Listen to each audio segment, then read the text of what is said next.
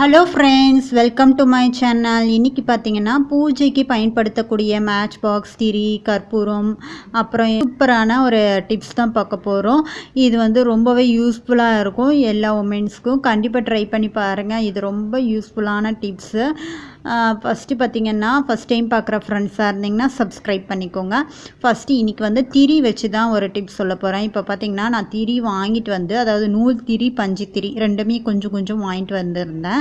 அதை வந்து இதை மாதிரி கட்டி வச்சுருந்தாங்க. அதெல்லாம் நான் ரிமூவ் பண்ணிவிட்டு எடுத்து வச்சுக்க போகிறேன். ஸோ அதை மாதிரி எல்லாத்தையுமே நம்ம ரிமூவ் பண்ணிக்கலாம். நமக்கு விளக்கேற்றும் போது கரெக்டாக ஒவ்வொன்றா எடுத்துறதுக்கு ஈஸியாக இருக்கும். நமக்கு வந்து இப்போ வந்து ஜவ்வாது எல்லா சூப்பர் மார்க்கெட்லேயும் அவைலபிளாக இருக்குது.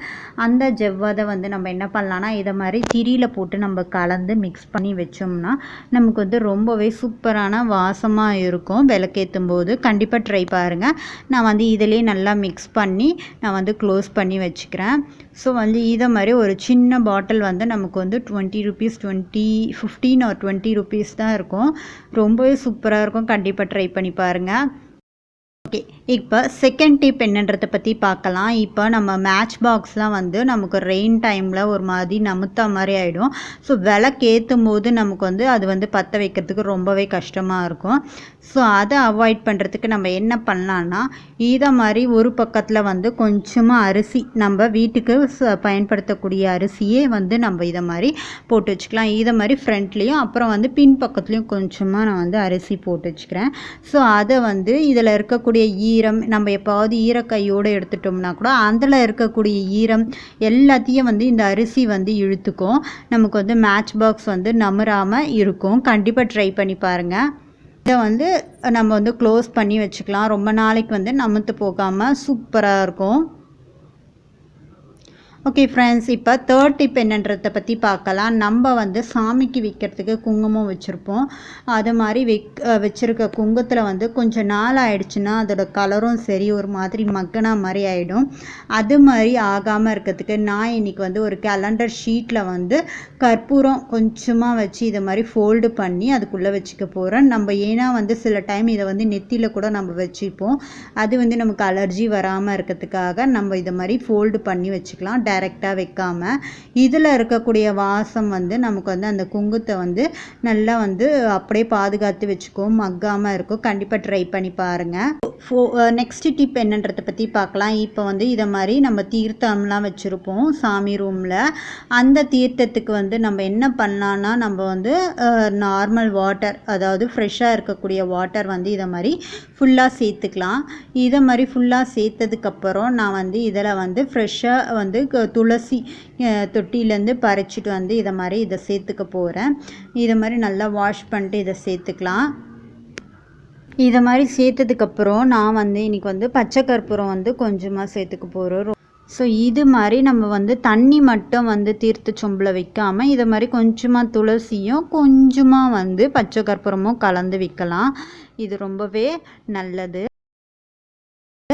அதுக்கப்புறம் பார்த்திங்கன்னா வந்து நம்ம வந்து சாம்பிராணிலாம் போடுவோம். அது மாதிரி சாம்பிராணி போடும்போது நம்ம வந்து இதை மாதிரி கட்டி சாம்பிராணி வாங்கி நல்லா தூள் பண்ணிவிட்டு அதில் கொஞ்சமாக வந்து மஞ்சள் தூள் சேர்த்து நல்லா கலந்து வச்சோம்னா நமக்கு வந்து வீட்டுக்கு சாம்பிராணி போடும்போது நல்ல ஒரு கிருமி நாசினியாக ஆக்ட் ஆகும். கண்டிப்பாக ட்ரை பண்ணி பாருங்கள். நெக்ஸ்ட் டிப் என்னன்றதை பற்றி பார்க்கலாம்.